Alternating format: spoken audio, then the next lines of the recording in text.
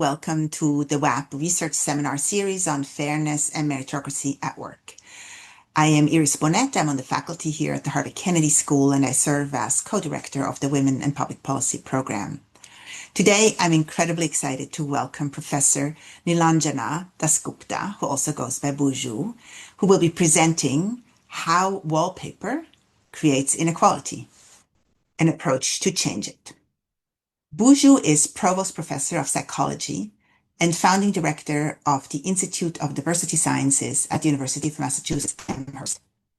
Her research centers on implicit bias, and specifically how the changing of social contexts results in the shifting of one's implicit beliefs and behaviors. Today, Buju will discuss findings from her amazing book, which I very, very highly recommend to you all, Change the Wallpaper: Transforming Cultural Patterns to Build More Just Communities. Buju will present for about 30 to 40 minutes, and then we'll have time for a broader discussion. She welcomes your questions during her presentation if you have clarifying questions or questions that are relevant for a particular point that she's raising. And as always, please put them into the Q&A function, and I will read them to Buju. And on that note, thank you so much, Buju, for being here with us today. I will turn it over to you. Thank you, Iris. It's really good to be here, and I'm, just excited to present to this sort of broad audience. And I'm particularly interested because I see you all as a group of change makers who are interested in the translation between research to practical applications. So I'm eager to hear your comments, questions, thoughts. So the big picture is that my work focuses on designing and testing theory-driven social psychological interventions that increase inclusion, equality, fairness across different social contexts. I'm particularly interested in the experience of members of disadvantaged groups and interventions that come at periods of transition in life. For example, the transition from higher education to entering the workforce. So before starting, I want to start with some pictures. So imagine walking into a workplace with hallways that look like this, or being a student in an academic building, waiting outside class in a hallway like this, or going to see your boss in an office that looks like this. In each of these cases, the visual and the environment signals there are particular types of people who are respected and powerful. It also signals social norms, especially it normalizes hierarchy and status. In contrast, imagine working in a place like this, or imagine being a student walking down a hallway and knowing that the students who came before you look like this, or entering into a different workplace flanked by images like this. And finally, stepping into a cafe to have lunch that looks like this. These kinds of images sort of show social environments where the people who are held up in high regard, whether there's portraits on the wall or the people in high status roles, are of different types. There's heterogeneity. And the social norms that it signals is one where status is flattened and equality is more normative rather than hierarchy. Every situation we walk into influences our thoughts, our emotions, our motivation, our behavior in many ways, often far more than we realize. I think of situations like the wallpaper in a room. We notice it when we first walk in, but it quickly recedes into the background, and we are unaware of all the ways in which it influences our behavior and that of others, whether it encourages social mixing or discourages social mixing. In social psychology, we call this the power of the situation. In my research, I'm particularly interested in how situational features influence greater equality and inclusion or greater inequality and exclusion. In particular, as a social psychologist, I want to go deeper and ask questions like, what features of situations are particularly potent in nudging social behavior? What outcomes do they affect? Through what psychological mechanisms? What is the impact of these situational forces on outcomes, on human behavior in the short term, and how durable are they? And in the end, I want to use these answers to design interventions to promote inclusion and equality by leveraging particular of those features in the situation, which is what I'm calling the wallpaper. But all features, all situational features are not the same. So I want to first unpack for you these four types of situational nudges, some that are material, visible, some that are symbolic. So first is the physical design of the local environment, which affects who knows whom, access to relationships, and information networks. So when people are in close proximity with each other, relationships form organically. So if one person has valuable information, that information gets to other people, and so it lifts all boats. Lots of people have access to rich networks of information. In contrast, when people are physically segregated from each other, relationships are far harder to form. So if one person has valuable information, it doesn't always get to other people. So some people are in the know, other people are in the dark. The second type of wallpaper is more symbolic. It's a tacit knowledge that some of us have that others don't have to navigate the bureaucracies of institutions. It's things like knowing the hidden rules of the game, knowing how to bend and shape rules, knowing who to ask for help and when to ask for help. Metaphorically speaking, I think of it as having the roadmap to a maze. So when people have the roadmap, they know how something functions, they can spot opportunities even if they're not spoken out aloud, even if they're not made explicit. They can avoid barriers and pitfalls and get through a system toward their goals with very little friction. In contrast, when people don't have a roadmap to the maze, they don't see opportunity unless it's explicitly named. They might bump into walls, step into potholes, get frustrated, fall behind, and that creates greater exclusion and inequality. Third is my favorite, stories, popular stories in the larger culture around us. Stories are important psychologically because they offer interpretations of social reality. They tell us, okay, what is the moral or takeaway? And they eventually train our minds and guide our behavior. So a very common story in our sort of dominant or mainstream American culture is one that says that success, the formula for success, is talent, lots of effort, and making good choices. And the reason for struggles or failure is either less talent, less effort, or making bad choices. Notice that underlying this storyline is the moral or the takeaway is that both success and failure are attributed to one's personal responsibility.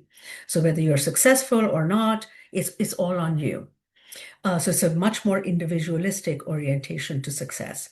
In contrast, in some subcultures, there may be a different narrative which might say that success, yes, it requires talent and effort, but it requires some other things. For example, having that roadmap to the maze to navigate a system, or having access to information networks, or to just a very good, healthy dose of luck. Here, the outcomes, good or bad, is attributed to both one's personal responsibility and external circumstances that one may or may not be able to control. So that's wallpaper 3. And the final one are the people we see in high places, like those portraits on the wall I showed you, that tell us who is valued and respected in this space. And anybody who is missing from that space is understood to be less valued. It's tacit, it's unspoken, but everyone knows who is valued and who is not. So when young people enter spaces, enter rooms where they see individuals in high places that they relate to, they automatically imagine themselves in those people's roles. And that increases inspiration, motivation, persistence. In contrast, when those people enter spaces and they see individuals in high roles who are admired or respected, but they don't relate to them quite as much. They may admire them from afar, but they can't imagine being in that person's role. And that dampens inspiration, motivation, and persistence. So these kinds of four wallpapers or nudges interact. They're not just singular effects. They interact to compound advantages. So, for example, being in close proximity and knowing people increases access to information networks, as I said. Then seeing people in high places that we relate to increases relationship formation, increases motivation. From them, we might hear stories of different ways to success that are not just one straight line. And from them, we might also learn about ways to navigate the system that we would not have otherwise known. So you can see each of these advantages compound each other in a positive direction. So too, there are situational nudges that work in the reverse direction that might interact to compound disadvantages. So for example, when people are physically separated from each other and relationships are harder to form, access to information networks. If they see people in high places that they don't relate to, they might think that they belong there, but I don't. They might think that the story to success is only a linear path, and this is the only way to get to sort of the top of the mountain. And they don't get that roadmap to the maze, and they don't necessarily learn how to navigate bureaucracies or norms and expectations that are unspoken and get to their goals. So here too, disadvantages can compound over time, start with a 1 degree angle that increases a lot. So this type of wallpaper is not accidental. In many ways, it is intentional. So here's a quote from the book that I want to read out from the preface that I think captures the point I'm trying to make. And it goes that the wallpaper is sticky and old. In many cases, it was installed generations ago by people in power who built the room to benefit themselves and others like them. Its norms and traditions started in a way that seemed natural, not imposed or coercive. Subsequent occupants of the room came to accept the status quo without question. But when people begin to notice unfair practices and inequalities, ask questions, share their reactions with peers and colleagues, and step forward to speak up collectively, that momentum becomes a force with the potential to challenge the status quo. So once we've noticed these wallpapers that might nudge and shape us in good or bad directions, how do we change it? So this is where I want to talk about the research that my collaborators and students and I conduct, where we essentially try to take particular kinds of nudges or wallpapers and design them into interventions and test their impacts in closing gaps in inequality, especially in educational spaces and in the transition to work. So here's one such example where we Buju, were able. Yes, please. can I interrupt you for just 1 second, sorry, before you get into the Yes. research? There's one clarifying question, and that is whether you literally mean physical proximity, or whether that's also a metaphor.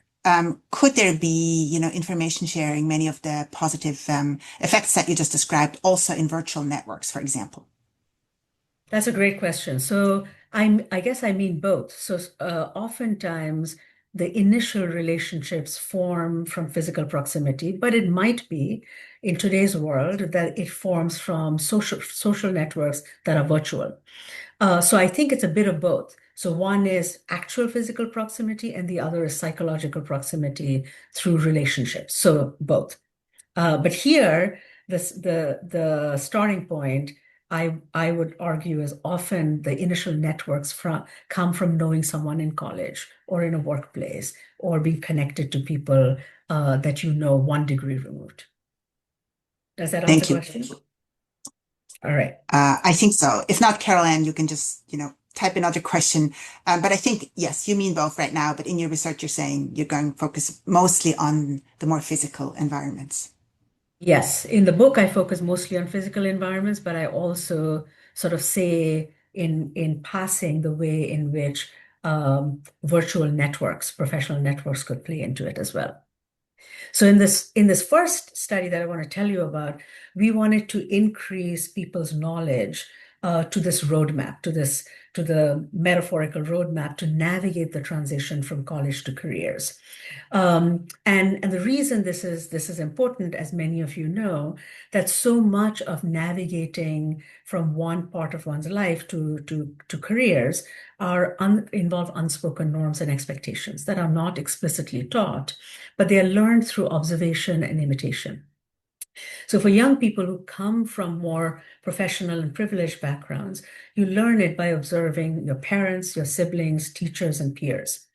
But for others, that their counterparts who come from less privileged backgrounds, they may not observe those norms and expectations that show up in behavior, and so they're in the dark.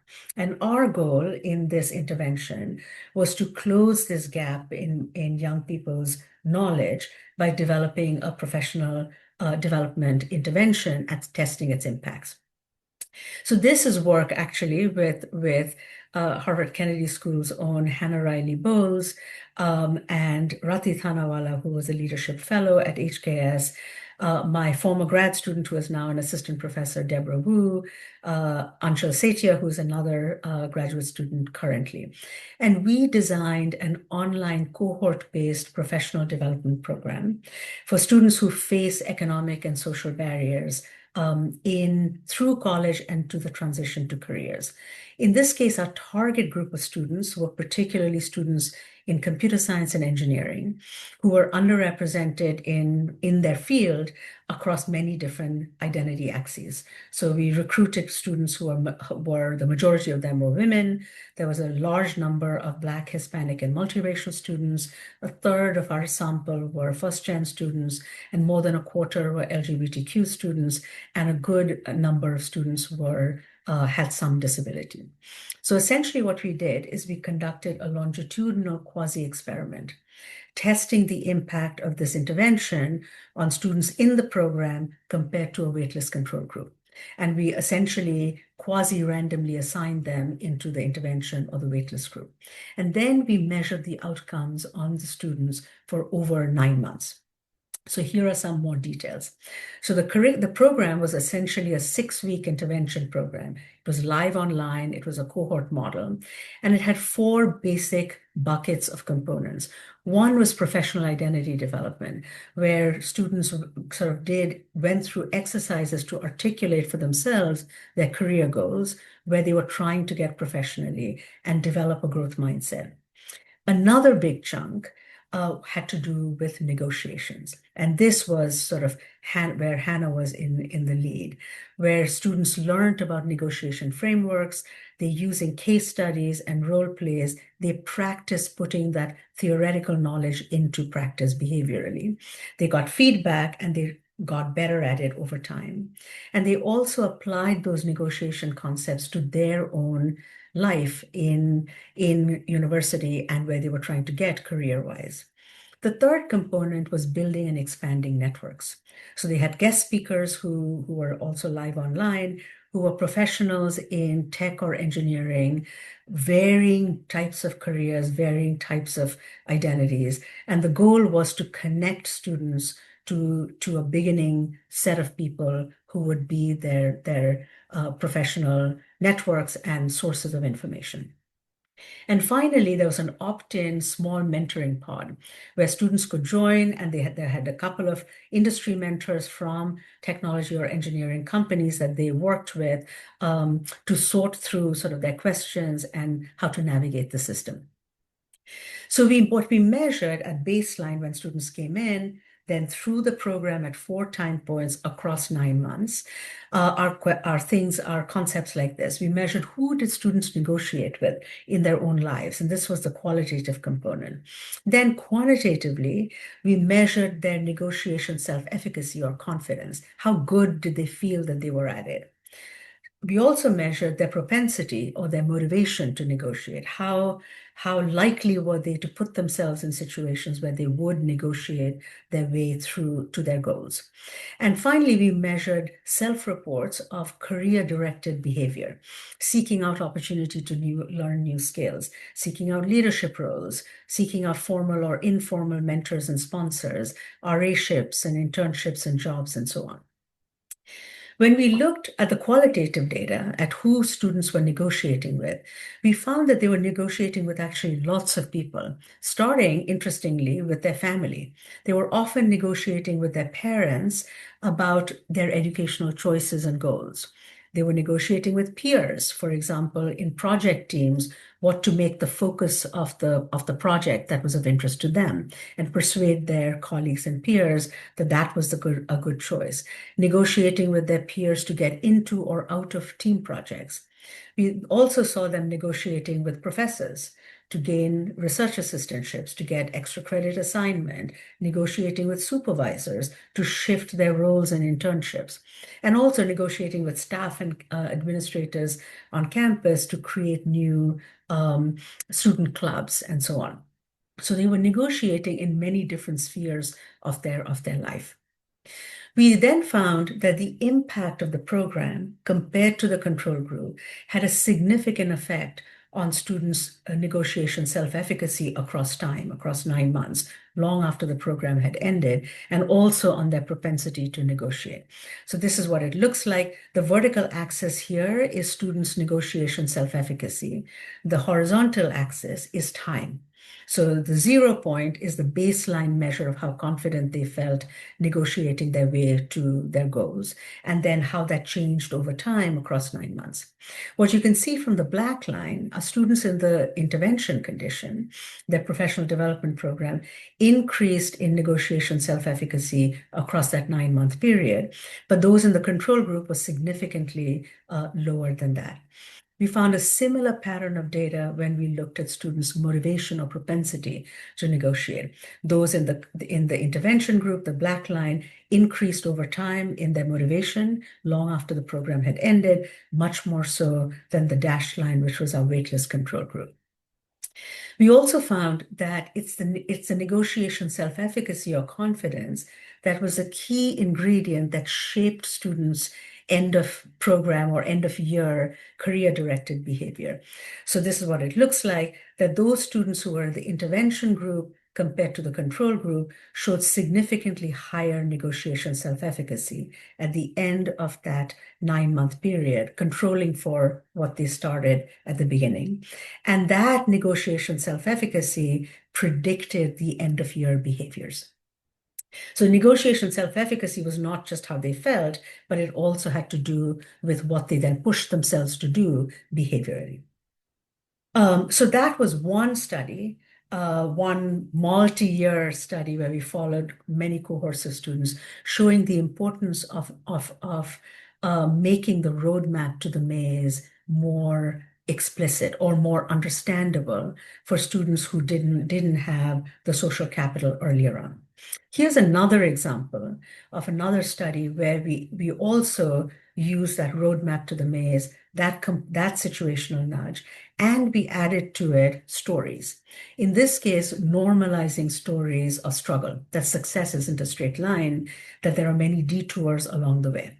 And we combined these two features of types of wallpaper into a peer mentoring intervention. Again, this one during the transition into college. So when students, there's a lot of research in human development and psychology showing that when people transition from one phase of life to another, high school to college, or college to workforce, or one type of job to another, it is in those transition periods that there is a lot of self-doubt. And that self-doubt is particularly likely for people who are in some way minoritized in that new environment, and who might face worries that there are stereotypes that cast doubt on their ability.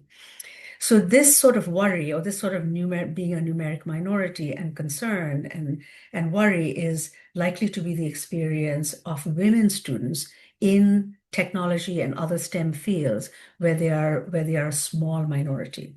So we decided to conduct this intervention field experiment in engineering, where women are only 20% of engineering students.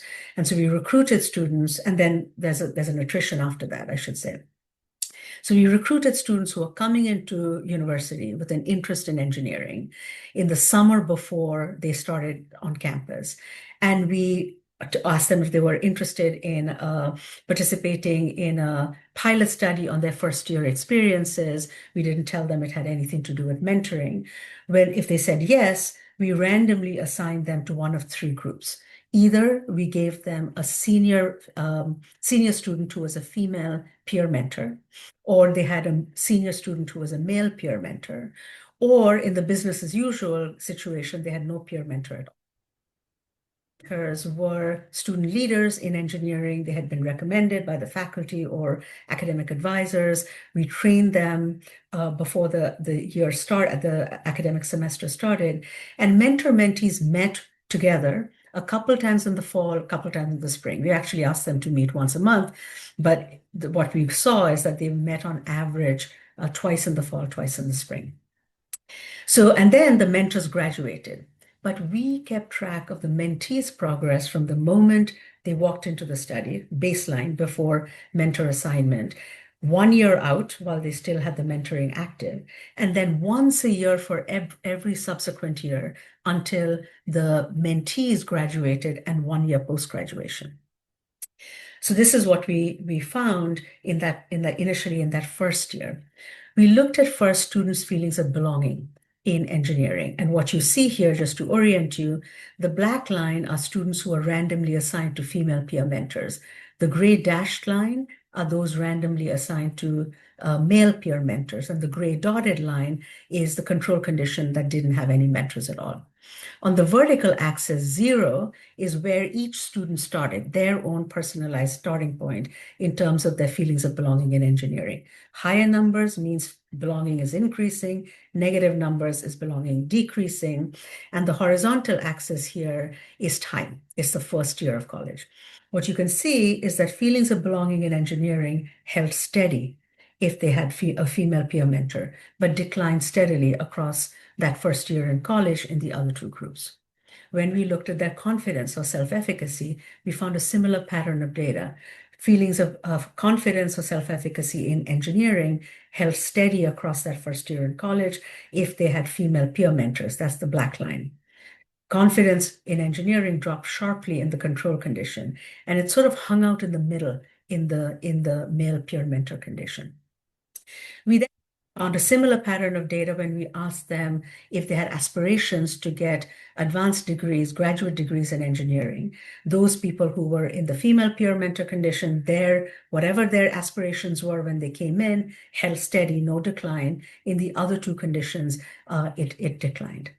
At the end of that first year in college, 100% of students who originally had a female peer mentor was still in engineering. That number was significantly lower in the other two conditions. There was no statistical difference between these two conditions. The difference is between the female peer mentors, and the other two groups. Okay, so that's when the mentoring was active. What happens after the mentors are gone and that relationship has ended or is no longer active? How are the mentees doing?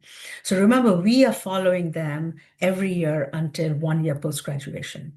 We find that the effects of that mentoring in that first year has profound ripple effects through the college experience and after post-graduation.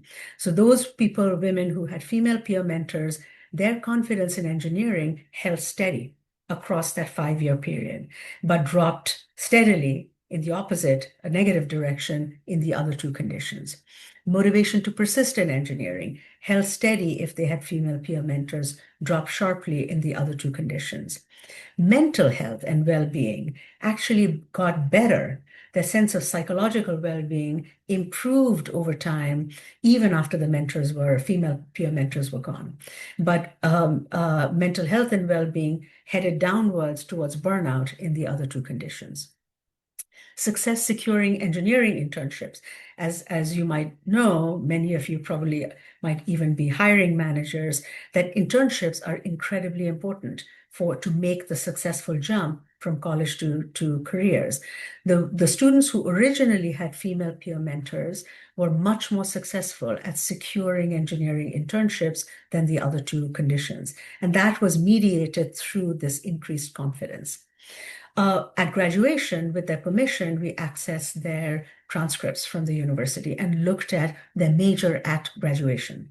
And we found that they were significantly more likely to graduate with engineering majors or some adjacent STEM degrees like computer science or statistics or physics or fields like that. And again, that too was mediated through greater confidence. So the takeaways from these two studies, from the mentoring study first, is that learning that roadmap from a successful near-peer mentor, especially one like oneself, has profound lasting benefits on student success and career preparation. And that when mentors shared their stories of personal struggle or failure, which I should have emphasized earlier, we asked the mentors to talk about the stuff that they had struggled with, that might have failed at in their first year or second year of college. Those stories essentially normalized failure and struggle for their mentees, and they were less likely to interpret struggle as something that was impossible to overcome. The mentoring study showed that relationships with people who are similar helps, especially early transition periods. So this study was peer mentors. We have other studies on affinity groups. It is equally important, I think, to note that from our first study, the negotiation professional development study, we found that it was equally important to build relationships with people who are different, to expand access to information networks, to gain familiarity with things that one would not learn from people who are like ourselves, which eventually opens doors to more opportunity. Okay, so let me give you one more example where we really leaned into this idea that stories matter a lot in professional life and closing gaps. So in this project, we were interested in amplifying stories, connecting STEM to social good. And the goal of this particular project was to attract more women scientists and engineers into business ventures that were about entrepreneurship. So STEM entrepreneurship. Can I interrupt you for just one Yes, second? please do. Sorry, before we get to the next study, I was a Yes. little slow because I was reading, and now, but I'm going to jump in. So there are a couple of questions which I'm going to defer to the end, which are more of a more generic nature. But there's one that just specifically is about the studies that you just described, and I don't know, you might have exclusively focused on women, but the question is, do men respond similarly to male mentors? That is an excellent question. So, but your intuition is your hunch is right. So in these studies, we focused on women because that was the group that where there was a gap. We didn't have a parallel condition where we had male mentees and male mentors. If I had to conjecture, I would say that the peer mentoring intervention would be more important to women, the group that is more minoritized, and may not matter quite as much to male students who are 80% of the student body in engineering or computer science or related fields. But I think had it been another field, perhaps nursing, perhaps teaching, it might be different. So I think the key ingredient is likely to be, is my group minoritized in this field where it's a high achievement field? And two, are there negative stereotypes about my group? And I think that's where seeing a near peer mentor is likely to have most bang for the buck. I want to say one other thing, which the questioner didn't ask, but I want to say it explicitly and I forgot earlier.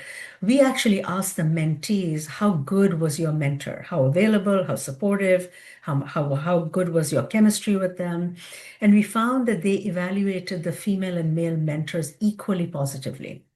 So the quality of the mentoring from both sexes was equally good, but they felt closer to the female mentor somewhat than the male mentor. So it's not that the male mentors were not great or were not as at par with the female mentors. They were equally good, but the women mentees just needed somebody who was more similar to them.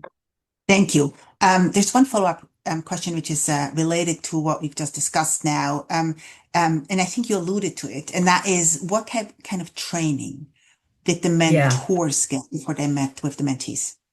Yeah, that's a very good question. So I didn't say much about that. So we first did a focus group. where we asked them to reflect and share out among the mentors in training what kind of experience. We give them three prompts. When you first came to university, what were the places where you struggled? What helped you get through those struggles? Who or what helped you get through those struggles? What did you wish your former self knew that you did not know then, that you would now advise your mentees when you get a mentee? What helped you succeed? What were the resources, the people, the relationships, or other things that helped you succeed?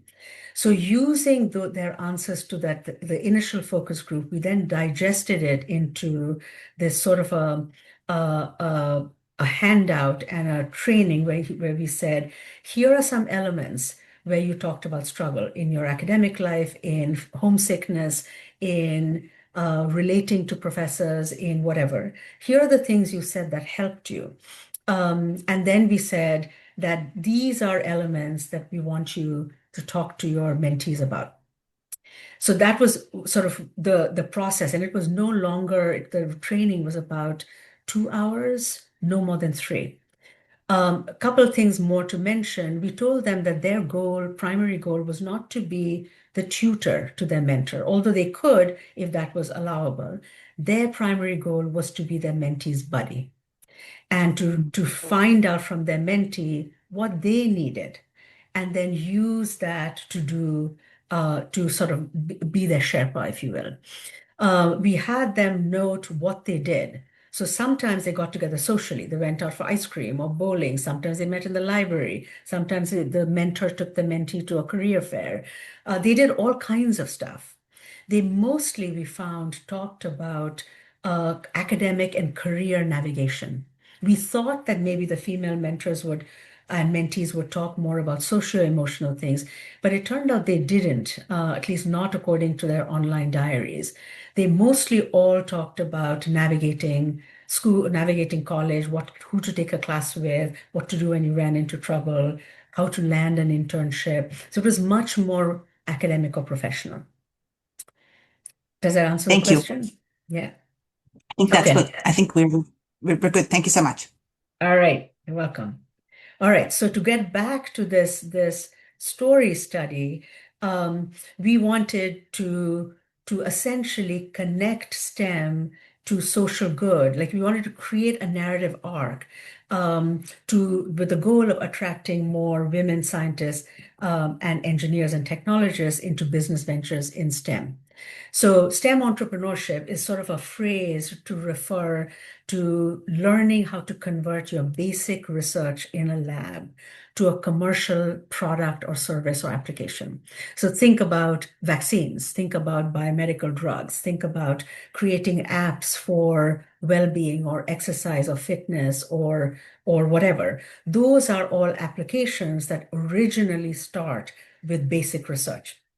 So nationwide, it turns out that when you look at who engages in entrepreneurship, who becomes an entrepreneur, there's a big difference that there are fewer women entrepreneurs compared to men, especially when the products and services are heavily technical. So our goal was to design a story-based message to attract more scientists and engineers who are faculty, grad students, postdocs, especially women, into an entrepreneurship training program that was actually developed through the National Science Foundation or NSF. And we had a site grant and we were trying to figure out ways to get more women, students and faculty and postdocs into that training. So we framed entrepreneurship in two ways. In one narrative frame, we invited scientists and engineers to think about converting their research into applications that solve social problems and improve lives. So here, the moral of the story was a pro-social motive. In another narrative frame, we invited them to think about converting their research into breakthrough products that are commercial successes. So here, the moral of the story is if you pursue entrepreneurship, there will be a profit motive or a commercial motive. And we then can put this in a recruiting email and sent it to almost 10,000 faculty, grad students, postdocs in the science and engineering space at UMass. And we randomly assigned them to receive the email message that had a pro-social motive or a commercial motive. The pro-social motive had a subject line that said something like, translate your research to address a social problem. It had a picture that sort of captured that. And the red text that you see is also amplifies that social motive. And then the black text is common to both conditions. In the commercial product motive message, we said, translate your research to create a breakthrough product. Again, amplified with a different message, amplified with a different leading sentence in red, but the rest of the message was the same. Inside the emails were a survey where we asked these scientists and engineers to tell us why they might be interested in entrepreneurship. What were their motivations?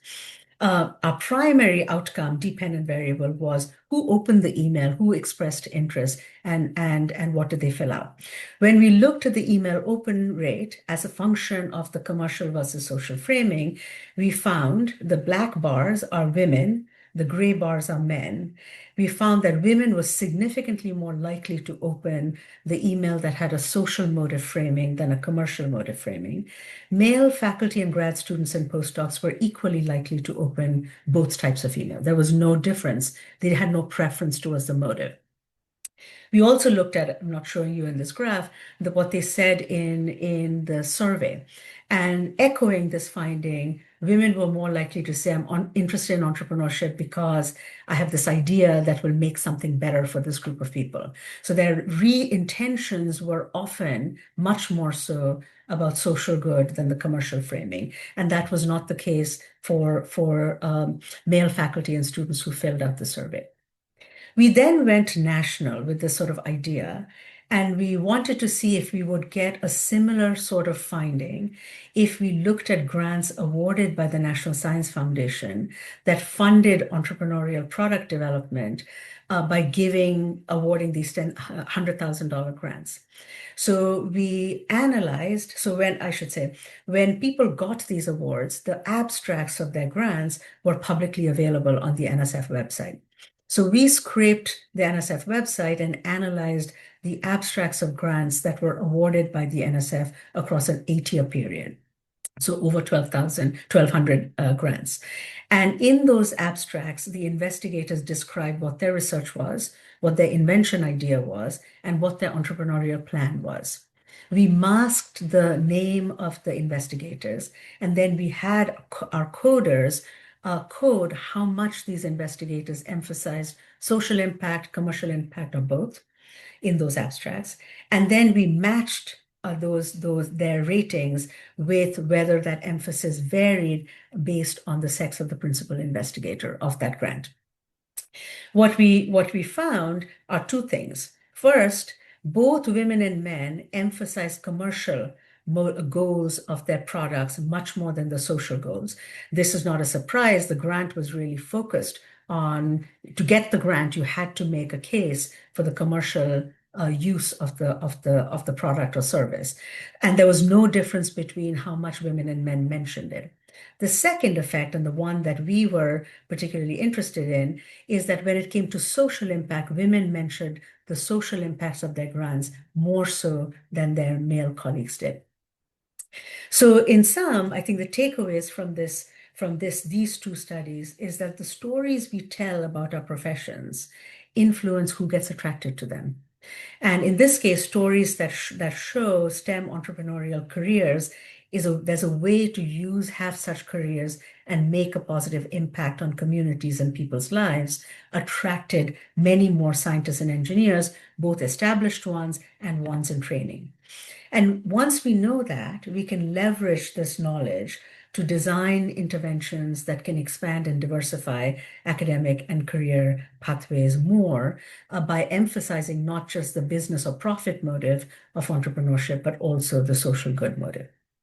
Okay, so just to wrap up, I want to zoom out and say that the examples I gave you today are mostly in the higher education space and interventions that either are in the transition into higher ed or the transition out into careers.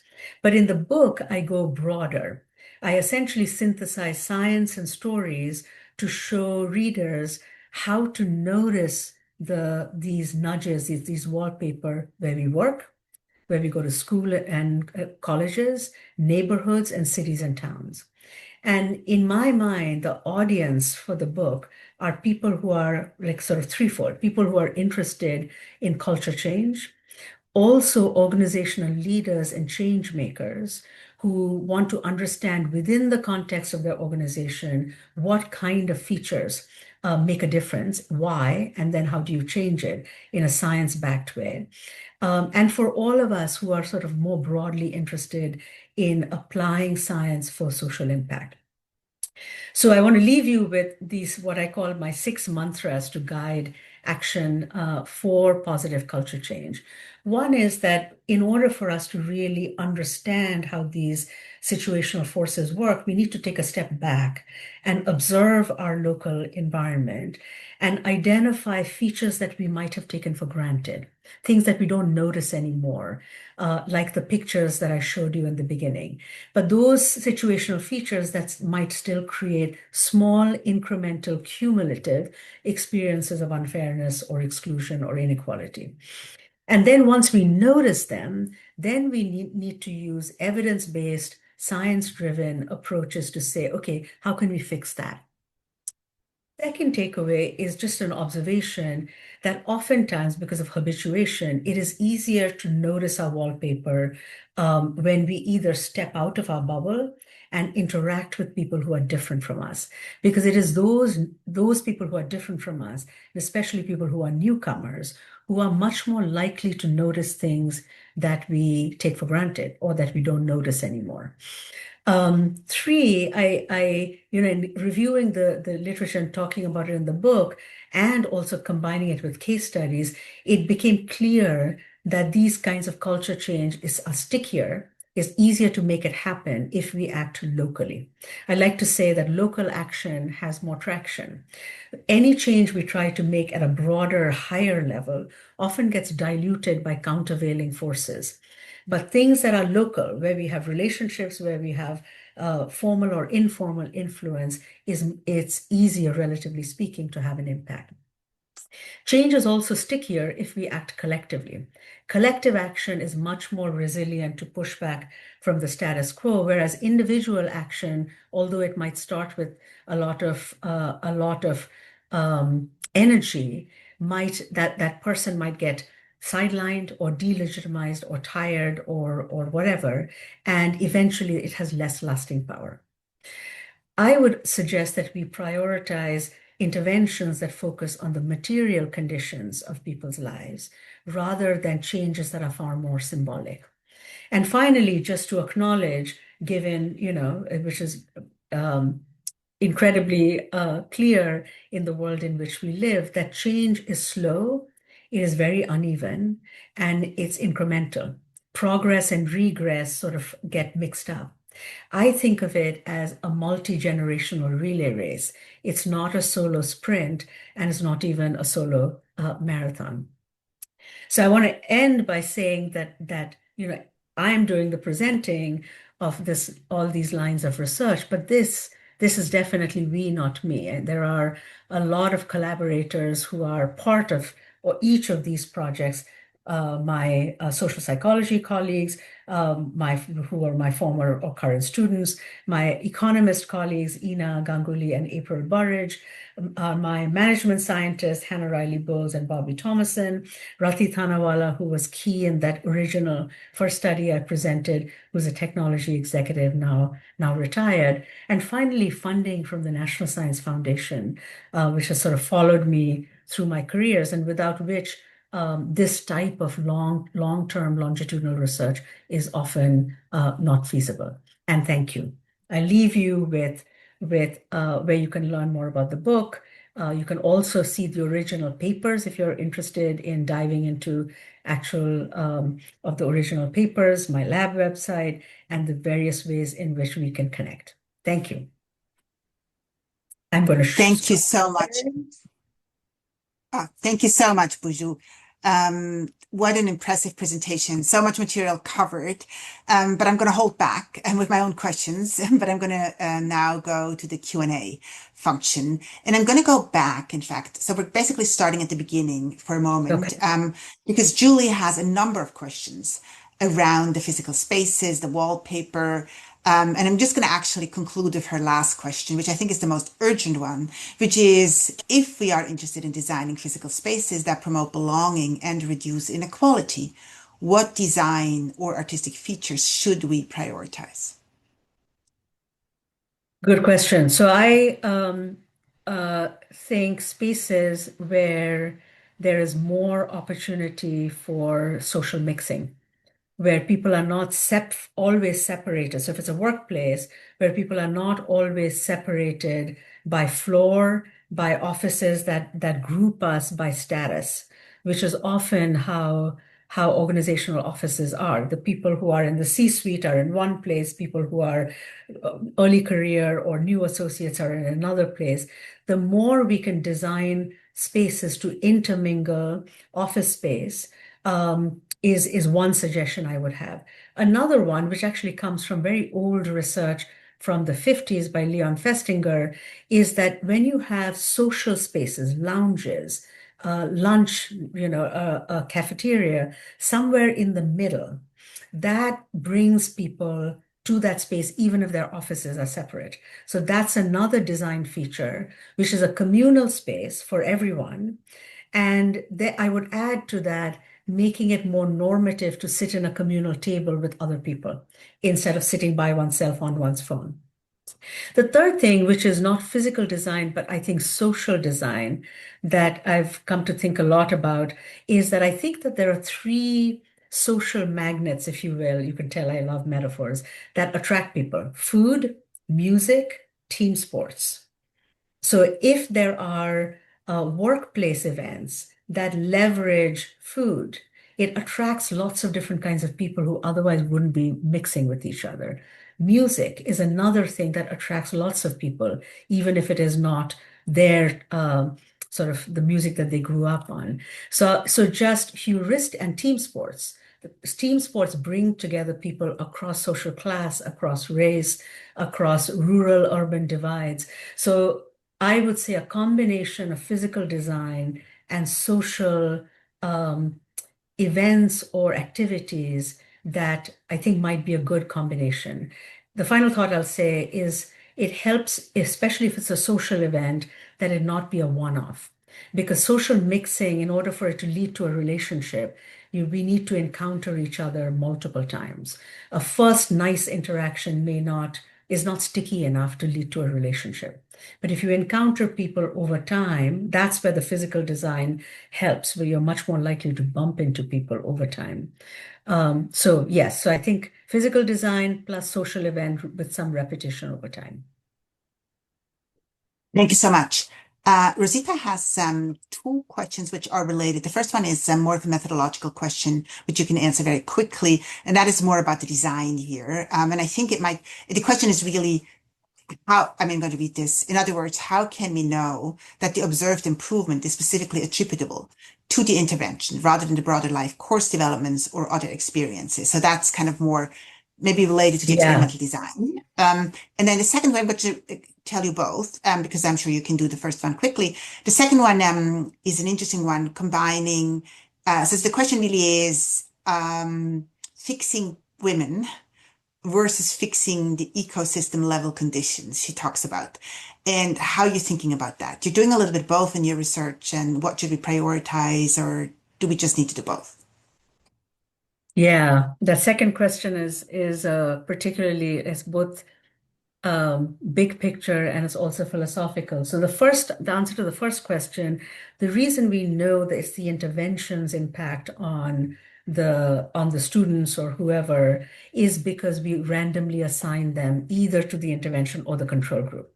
It is a comparison between those two groups that tells us that the people in one group are really affected by the ingredients of that intervention or program. Absent that control group, you can't really make that claim exactly for the reasons you're saying. I'm addressing the person asking the question, which is that maturation or development or self-selection. There could be something different about the people who self-select into a program. So as a social scientist, especially as an experimentalist, my goal is to understand how this intervention works by randomly sorting people into the intervention group compared to the control group. On the second question, I think that in an ideal world, we would have structural interventions from organizational leaders, from neighborhood leaders, depending on where the situation is that we're trying to fix. In reality, I think we need to do top down and bottom up because the structural changes are often reliant on the people in power who can move the needle, who can restructure. Structural changes are also more difficult. I also think so. The bottom up part of it is that there are types of wallpaper, like the kinds that are about do we have the social do people have the social capital to know how a system works, that I think is empowering, that allows people to navigate the system and gives them some agency, that they are not passive recipients of what others do to them, that they're active agents of their future. So I think we need both top down structural and bottom up agentic to level the playing field. So that's sort of where I've landed so far. What would be wonderful to do is to cross them experimentally and say, if we just have structural, if we just have bottom up grassroots, or if we have both, do people end up in the same place, or is one better than the other? And we don't know the answer to that question. Thank you so much. We have time for one more question, and it's a hard one that Ricky is asking. An important one, but a hard one. So I'm going to read it. The transition or entry points interest me. It seems that these approaches build belonging and success into existing cultures. Is there scope for transforming existing cultures? I ask this from the gender-based violence context, where significant transformation is necessary. Yeah, this is a hard question. Um, I think the culture is more likely to change if there is a critical mass. Um, and to build that critical mass, we need enough people in the system who otherwise exist as solos or tokens or in lower power positions.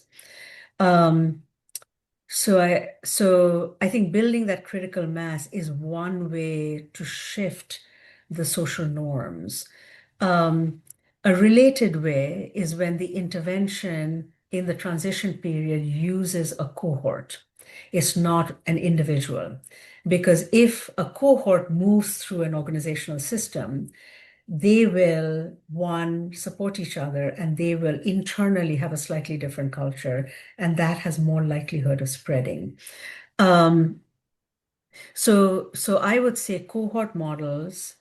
I would say paying attention, so back to the classic Cantor's work, paying attention to the what proportion of people is necessary to, is there a tipping point, or is there a sort of a gradual change, culture change, as the number of people who are usually in small numbers and lower status start to grow. So I would say those two. And passing, I'll say in one of my publications that's on both websites, the lab website and the book website, there was a paper where we looked at when changing the proportion of women faculty in STEM changed the culture of their departments, and we did find sort of a linear effect that when the percentage of women in a department was less than 10%, the climate was terrible for them. And there was a real disparate impression of the climate. Men thought it was just fine and women did not, faculty that is. As the percentage increased to 25, 30 to about 45, then there was the climate change for the better for all, and women and men's perceptions began to converge. So I'll just put that as one data point I have from a paper that's related to this point. Thank you so much, Buju. I mean, you're leaving us with so much insight and also hope, and also reminding us that, wallpaper is very important, and these numbers, right, are really important. The relative fractions of people with different backgrounds, and then how we organize them in physical and Right. virtual and every space. So thank you so much. This was incredibly inspiring, and you won't see anyone clap, but I'm sure many people are clapping. So thank you. And with Thank that, you this all. concludes our seminar this week.